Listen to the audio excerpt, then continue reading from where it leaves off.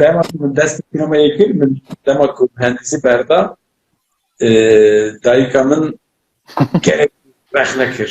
Bavê min çima berdibî pir li ser min sekinîn û nexwastin ez sînemayê çêbikim.